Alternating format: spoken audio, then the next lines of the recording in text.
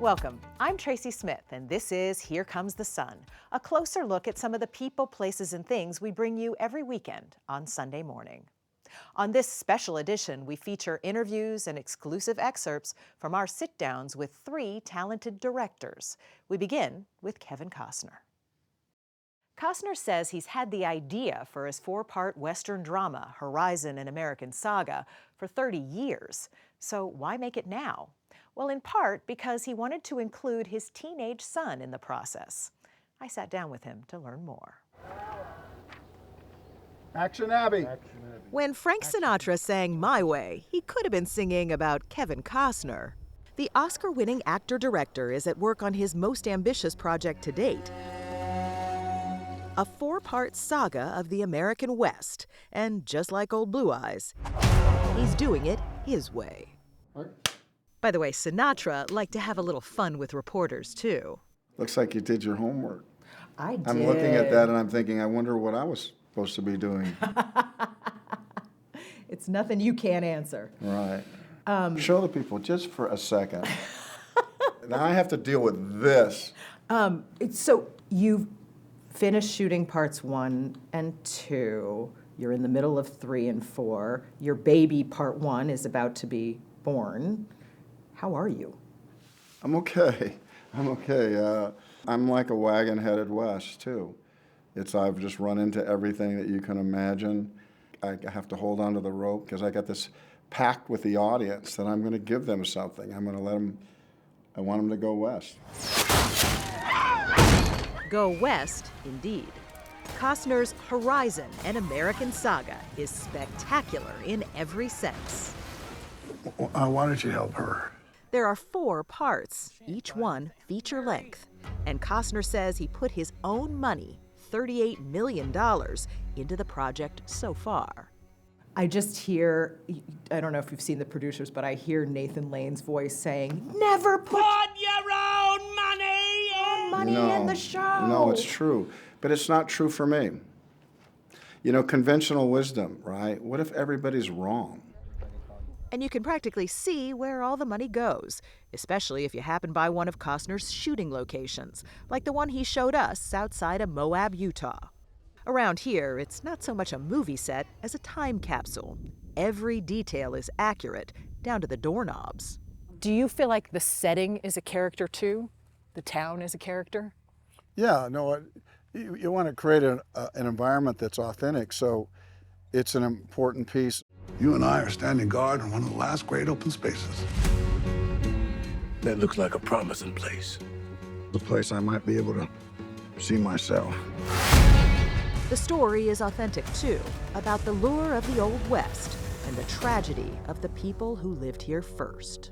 These towns, they weren't like mushrooms. They didn't just pop up. They were fought for. This land was contested, and it was always an ugly finish for the Native Americans, always. And so those are themes that, while I'm embarrassed by that, kind of ashamed of how it went down, I'm also not afraid to talk about it. I like it. Yeah, and there's a story there. There's a hell of a story there. There can be. Roll camera. Costner's own story is pretty epic as well. His directorial debut was 1990's Dances with Wolves, and he had to put his own money into that one, too. When it premiered, the New Yorker film critic Pauline Kael called it childishly naive, but Costner had the last laugh. Dances with Wolves, Jim Wilson and Kevin Costner. The film won Best Picture, and Costner took home Best Director as well. Costner's made other big movies, of course. You might know him from a few baseball films in the 80s, but it seems he's always felt comfortable in a cowboy hat. Nothing happens in this valley I don't know about. He helped make Taylor Sheridan's Yellowstone a monster hit for our parent company, Paramount, but that's over now. Maybe. So tell me, did you have to leave Yellowstone in order to complete Horizon? No, I did everything that I was contracted to do with Yellowstone. Would you like to go back? If I liked the story where it was going, I would go back. And you get up there and get him. But right now, he has his sights set on something else. How did it grow from 1 to 4 parts? I wasn't done. You know, I mean, listen, how one became four, even I kind of go, really, Kevin? But it's so good right now. I really love it. Tomorrow, you be aware of the time. I want you to draw your water and get your team hitched ahead of all these others, and don't stop anyone asking for help. Costner says he's had this story in his back pocket for 3 decades. So why did he make these films now? He says the young man in this scene, his real son, Hayes, is a big reason. Nat, come, Nat. It's all right. I'm gonna be with Dad. No, Dad, no. I saw Hayes at 13, and I said, I got to do this movie. It was your son. Yeah. I said, I want him in that movie. I'm going to make it. And that was it. That was it. The film's debut in Cannes earned him a standing ovation and also drew some less than glowing reviews. But to 69-year-old Kevin Costner, making the movie is worth anything and everything. Will you ever put your money in a project again? I probably will. In the world of business, of movies, I don't think I should have to. But the reality is, if nobody wants to go fishing with me, I'm going to go anyway. If you have any money. No, you will. You will. No, that was mean. No, I'm teasing you. Sorry. It's okay. You just said it right if up I have there. any money, I know one more good deal, I'm out of business. Now he's hoping crowds will line up, like fans who got a sneak peek at Joint Reserve Base, Fort Worth, Texas. Mr. Kevin Costner. He's still raising money for parts 3 and 4, but like a famous cowboy once said, courage is being scared to death and saddling up anyway. This is the hardest thing you've ever done in your life? It has been, and it continues to be. You know, if I hear the word billionaire one more time, I think I'm just going to roll over, because I don't have that kind of money, and I believe in this enough to just go, shh. So, you know, all these guys, all these scaredy cats, it's probably why they have so much, because they're smart and they hold on to it. I'm not that. I just really believe in the idea of what this can be, and so I just keep pushing it. And now, here's an exclusive extended interview from my chat with Kevin Costner, something you can only see right here on Here Comes the Sun.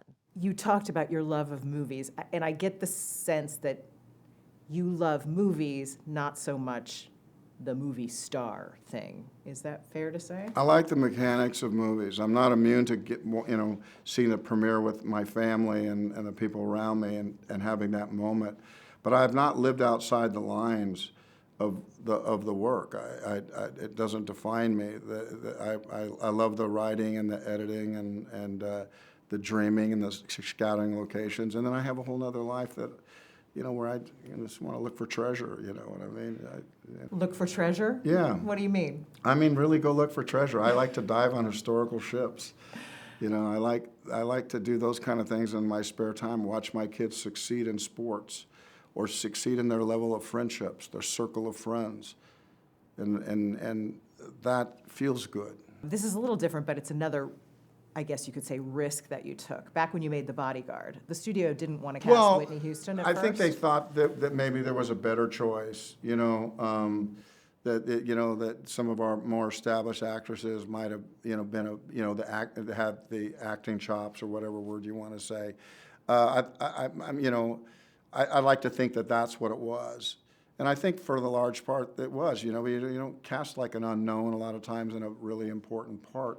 Although the part was going to be manageable. It didn't have to carry the movie, it just had to carry those scenes that they were in at that point. And I didn't see it as a risk at all, just like Horizon. I didn't see it. I saw what I saw was Whitney was the one. And it was hard to talk me out of it because I didn't see what the risk was. I realized that she was black. Don't you see that she's got the stateliness, the ability to sing? It didn't seem risky at all, and I'm kind of glad things are that way for me, that I actually see them clear and I can take out the noise of fear. Fear is like, wow, everybody's so afraid that this is the right girl. Doesn't it feel like she's the best girl, you guys? Can you think past that to what comes after Horizon? I can, yeah. But what happens is I want to kind of live in this moment. I told you I have a pile over here of things that feel really good to me. But what happens is I need to stay right here in this and everything that's happening in my life, whether it's with my children, whether it's with the movie, whether it's just dealing. I want to live this moment right now. You know, I need to figure it out. Director Ridley Scott got a late start in the industry, directing his first film in his 40s. He has no plans to slow down, with several films in production. Mark Phillips sat down with him to discuss his career and his film, Napoleon. Adjusted! Prepare to fire! Fire!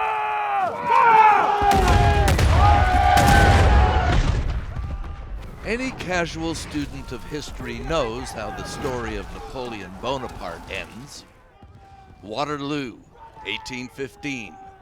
After more than 2 decades of dominating European battlefields and European history, Napoleon was finally confronted by an enemy he couldn't outmaneuver, outgun, or outsmart. Never surrender! For homeland and glory! Napoleon, that once obscure outsider from Corsica, the artillery officer who through ruthlessness and cunning rose to rule France and to conquer much of Europe, died defeated, in exile, and alone.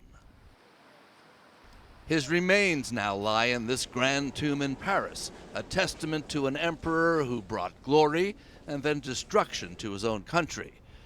But history and Hollywood aren't finished with him yet. Have you been to this place before? Have you been to No, Inverness never. before? Director Ridley Scott decided his epic take on Napoleon, played by Joaquin Phoenix, would be less another history lesson and more a character study. Where do you start on a story as big as Napoleon? You've got 10,400 books to start. There's one book written every week since he died. By the time you get book 1,000, dude, I think it's got to be a lot of speculation. So all these historians that have piled on you saying, you know, No, hair wasn't that long, I'm not going to walk into that death trap. Are you kidding me? So, sorry, beep.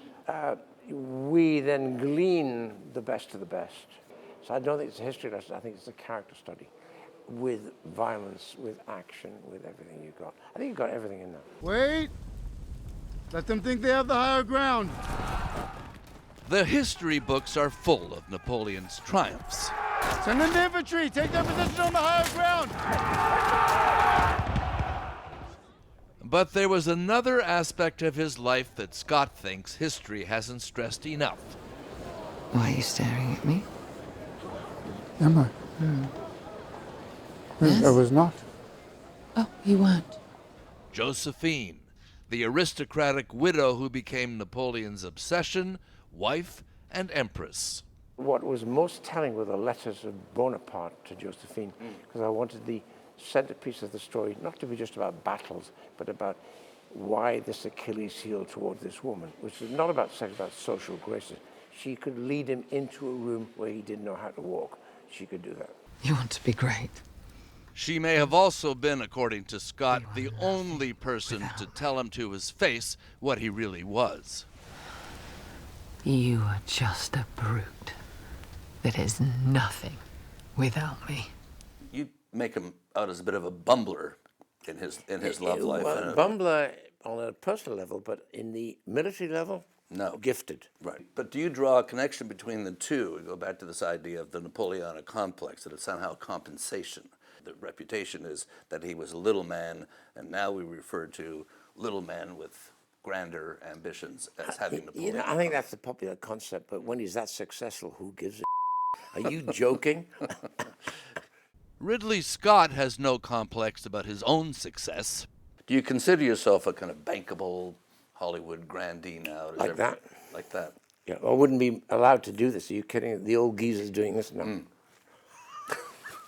Scott has a long list of epic movies that have become classics. Are you not entertained? Are you not entertained? Gladiator, Alien,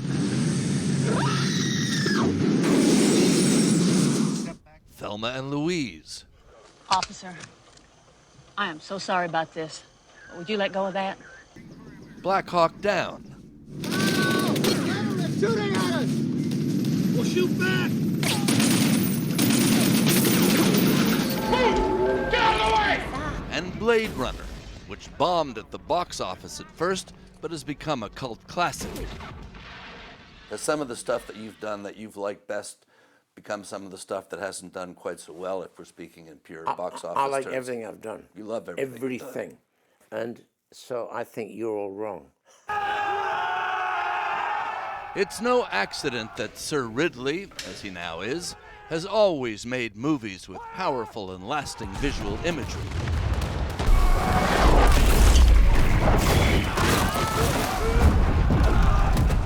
He's a trained artist who has always sketched out on storyboards exactly how he wants his movies to look.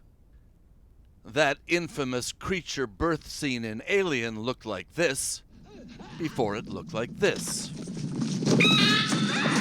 Those gladiators were drawn on paper before they hit the big screen.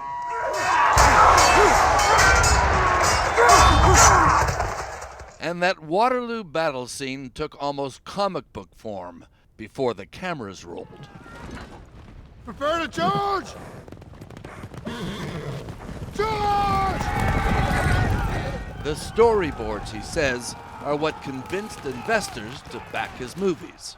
That's the power of a storyboard, because the board... On the basis of the storyboard? On the board, the budget doubled. They went, wow. Because they could see what it was going to look like. Yes. Interesting. A lot of the business is run by those who can't see it and those who try to see it. Odd in the movie business, I suppose. Again and again. Hey, Marco. Ridley Scott is 85 now. He didn't make his first movie until he was 40, having made TV commercials before that. And he's already got 2 more projects underway. One of them, Gladiator 2. You got to keep on doing this. I mean, Yes. Yeah? Why not? What do you got? I don't know. What do you got left to prove? Well, the fact I love doing it, that's the difference. You won a lot of awards. You famously haven't won an Oscar. Yeah, but who gives a but, I really don't care. No. I mean, to me, to be allowed to do it is the most important reward. You know, I just love storytelling. Especially stories like this. The battle is mine. There will be an end to the war.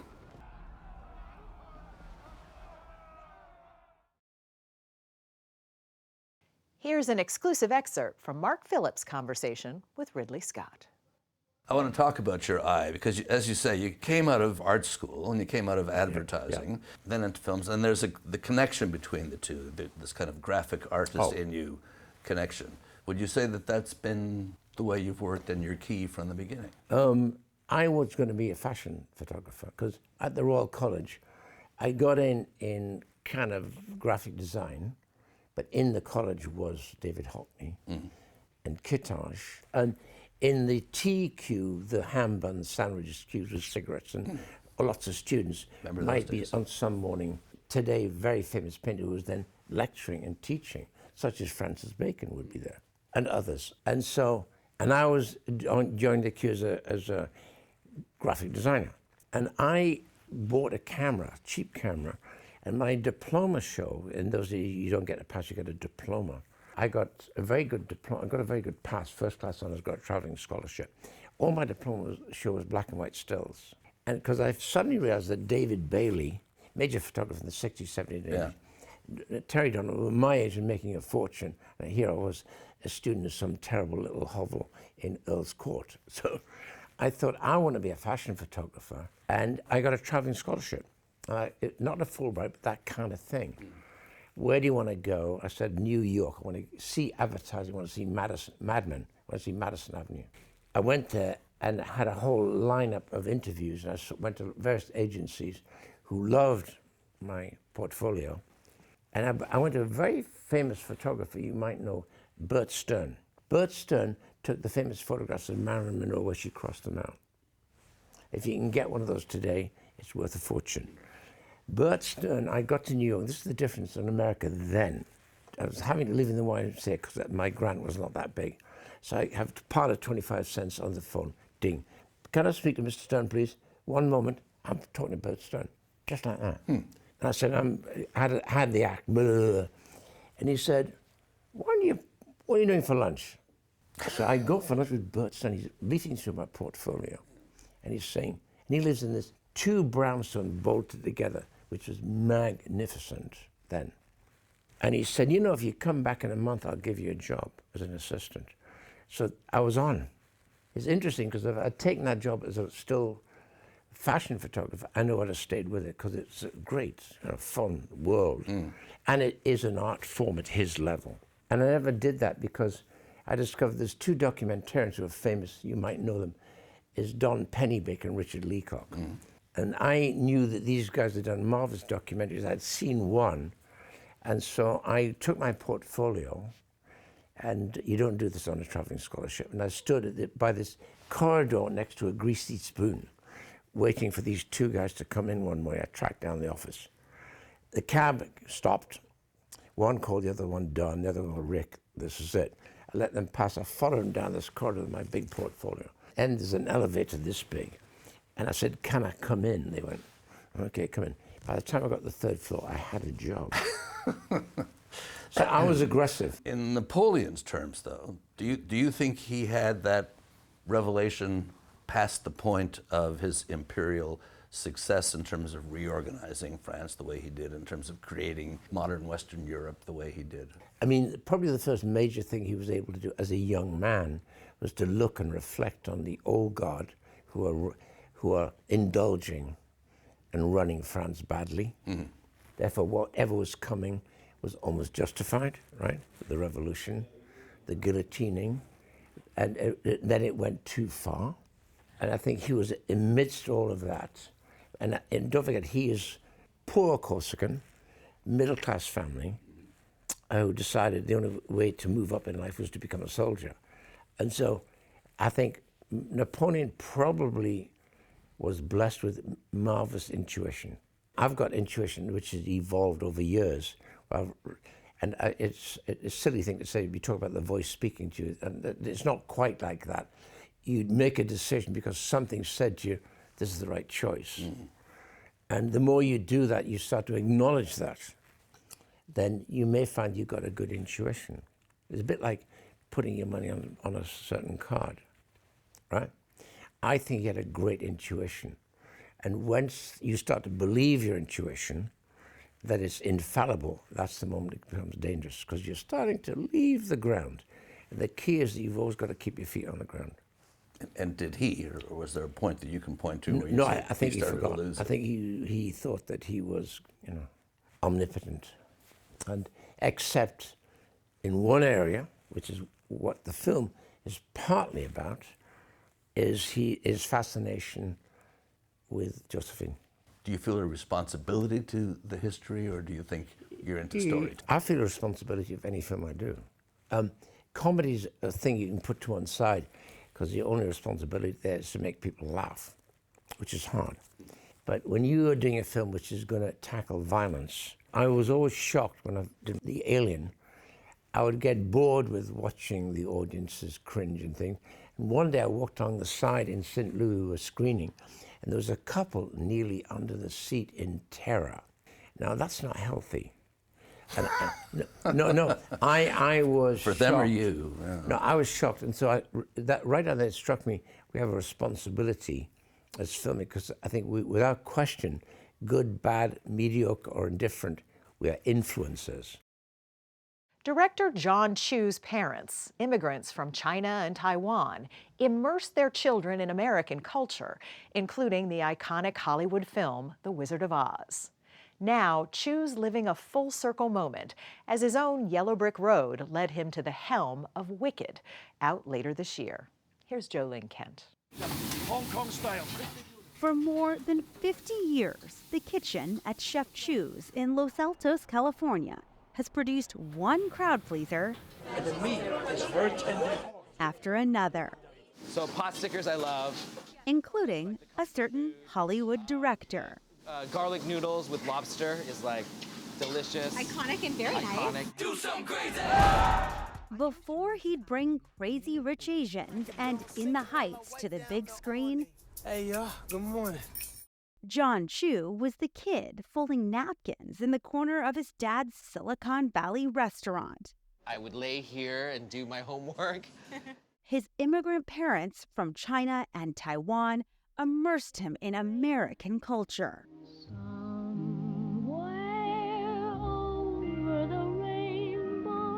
Somewhere Over the Rainbow, we used to sing that all the time. It's this idea of dreaming of some other place beyond the walls of my bedroom was instilled in us, because that's what my parents thought when they came to America. It's the promise of something more. My mom would call us the Asian Kennedys, and she would dress us the same. So we'd have these like epic family photos. When Jon said he wanted to get into film and Hollywood, what did you think? Is that a good expression? Meet the parents, Mom Ruth and Dad Lawrence, better known as Chef Chu. He doesn't want to be a director. He wanted to be an actor. Well, he wanted to do many things. Yeah, but then he realized he's not tall and not handsome enough. Could be true. That's mommy talk. That's how we talk in the family. Very straightforward. Less straightforward was the 44-year-old's actual path to the red carpet, as he details in his memoir, Viewfinder. It all began with the June 1992 Sharper Image Catalog. It was an AV mixer, an audio-video mixer, where you connect VCRs together and your stereo together, and you could make a movie. Would you like to see a cameraman? Okay. Here I am. Home movies at first, and later his own remake of Titanic. Don't do that, Rose. Don't you go say your goodbyes now, Rose. Film school came next, and Chu scored meetings with Steven Spielberg and 2 movie deals by 23. But this is Hollywood, so when the deals fell through, he was jobless. His mom once again got straight to the point. I got a script for a sequel to a dance movie, and I told my agents, oh, I don't do direct-to-DVD.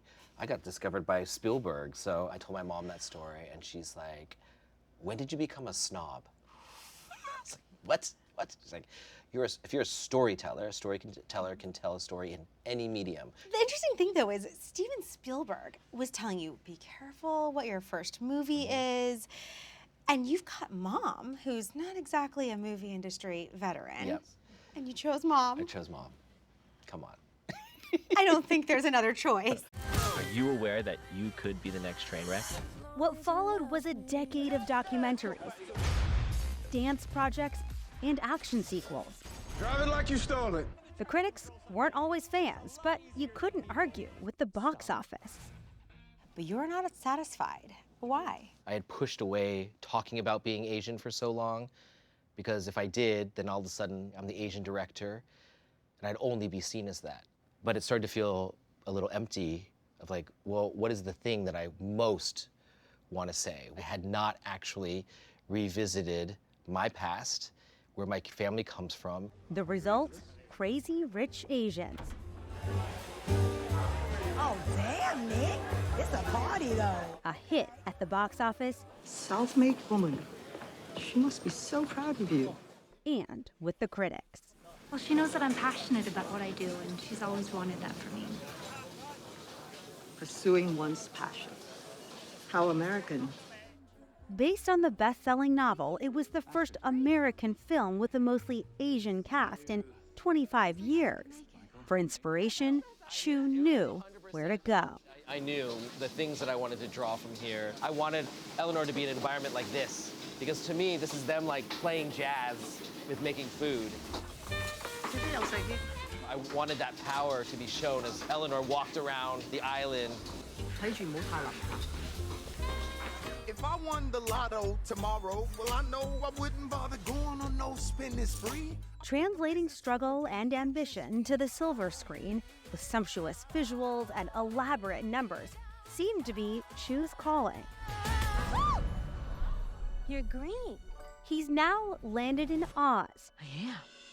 Directing the film adaptation of the Broadway mega hit Wicked. There's nothing that can stop you from becoming popular. Then you look up, then you look at each other for one short. Starring Ariana Grande and Cynthia Erivo. Wicked has this line, "It's time to trust my instincts, close my eyes, and leap." It's time to trust my instincts, close my eyes and leap. When I heard that, it sounded a bit like you. Is the whole reason I did the movie. It's all about striving for that dream and being able to fight through the uncomfortable things to get there.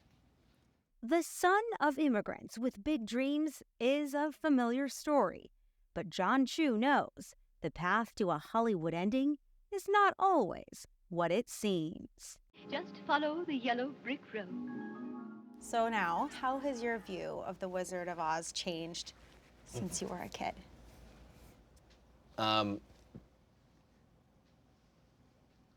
I think that yellow brick road is no longer the path that you just keep following, because there is no wizard there that's going to give you your heart's desire. Life is a series of walking adventures, and as you're walking, smell the flowers and feel the air, and maybe you'll realize you're actually flying. Again, an extended talk between Jo Ling Kent and Jon Chu, something you can only see right here on Here Comes the Sun. One thing that jumped out from the book is your mother would often say, "Never complain." What do you think she meant by that? I think she meant that you had to be you, and if other people tried to stop that, to veer you from your course, that you ignored it and you just kept going. I think there are so many things, even downstairs, where customers, it's a restaurant, customers complain about certain things or hear that. And if they let that get to them every time, then it wouldn't allow the progress of the restaurant to continue to be a home and to get better. So also the amount of energy it would take to defend yourself or to feel that angst, I think was, in a weird way, a survival mechanism for them coming here. And they instilled that in us, that no matter what the world's gonna look at you as a Chinese person, and they're gonna make their judgments on you, and they're gonna treat you in a certain way. But if you just act like the way that you should be treated, then the world would conform to how you are. They always saw that as our family, as ambassadors for this whole, for Chinese culture. It felt like if you treat people kindly, if you work hard, if you do it better than everybody else, there's nothing they could say. There's literally nothing they could say to stop you. And so that was always, you had to work harder than everybody else to get there. Be so good you can't be ignored. Be so good you can't be ignored. You knew from this early age, this, or something like it, is what I want to do. Yeah. But what did your parents want you to be when you were growing up? I think my parents wanted me to be a brain surgeon, because I think I was trained to say that when I was young. My dad wanted all of us to have one restaurant, so he'd have 5 restaurants all across America. But of course, they encouraged us to do other things, so it was different for a Chinese family to allow me to go shoot weddings and bar mitzvahs and class videos. Part of that, I was saying, I'm starting a company. So it was sort of in the Silicon Valley spirit of like, I have a logo and a thing, and I'm a startup, Dad, and look. But they didn't think it was really that serious. It was one night when I had convinced my teachers to do a video instead of write a paper. I'd been doing this regularly, so I was up very, very late at night, and my mom came in, and she's like, "What are you doing up?" I'm like, "I have to finish this video, it's due tomorrow." And she came in, she unplugged the computer, which back then, when you unplug your computer, you lose everything. It's gone. I don't think she understood that, but my heart would drop, like so much work. And she went to bed, and then usually I just go to sleep, never complain. But I couldn't go to sleep, and I went back to her, and I hadn't cried in so many years, but I was bawling to her. I was like, this is not a hobby, this is what I love, and you told me to do what I love, so you can fight me or support me, but I'm doing this. And she sort of didn't say anything. So I went back to bed. I was like, oh God, I'm screwed tomorrow. And she came to pick me up at school the next day, and she brought a pile of filmmaking books. And she says, if you're going to do this, you have to study it like a real subject. And from then on, they were completely supportive in anything I wanted to do with it. Your parents came here looking for a better life. They found it. Do you think, is America still an attractive place for Asians to come and build that better life? I 100% believe in the promise of America. I know it exists because I've lived it. I think it's a messy promise. I think it isn't everything that we think it is. But the fact is, like, how could I not believe it if I didn't come from this restaurant and have dreams of a sharper image editor and go to Hollywood with zero connections and find my way to become a filmmaker with the big studios? Half the reason I wrote this book was to put a marker in the ground to say, it does exist. It is not the, it is difficult.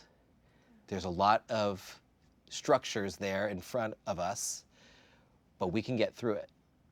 And I really believe that the next great leaders of America are the people who are great storytellers.